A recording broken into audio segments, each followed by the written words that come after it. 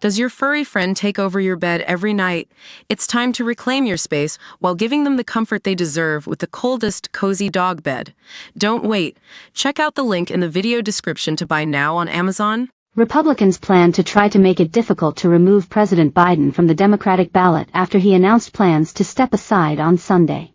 The influential conservative group the Heritage Foundation has been prepping a legal fight for months, first reported by DailyMail.com, in anticipation of Biden stepping aside. The process for substitution and withdrawal is very complicated, said Mike Howell, executive director of the Heritage Foundation's Oversight Project.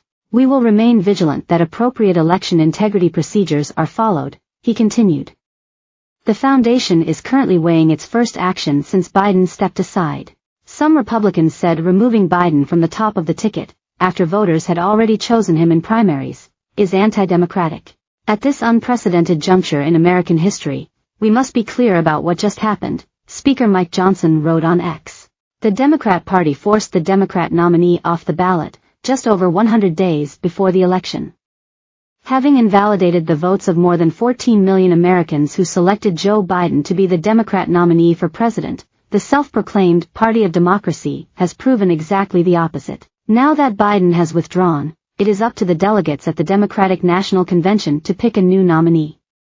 But from there, they can expect legal challenges from Republicans looking to prevent any other Democratic nominee from getting on the ballot in certain states. The Heritage Oversight Project has set their sights on 3 contentious swing states where they believe taking Biden off the Democratic ticket would not allow anyone else to replace him: Georgia, Nevada, and Wisconsin. Wisconsin does not allow withdrawal from the ballot for any reason besides death. In Nevada, no changes can be made to the ballot after 5 p.m. on the 4th Friday in June of an election year or a nominee dies or is adjudicated insane or mentally incompetent. If Biden were to withdraw less than 60 days before the election, his name will remain on the ballot but no votes will be counted. In Texas, the two parties' nominees have until the 74th day before the election to withdraw from the ballot. Some states, like South Carolina, do not allow candidates to withdraw for political reasons. Some states don't have any laws on the books for dealing with a presidential nominee withdrawing, and there is little precedent for such a situation occurring.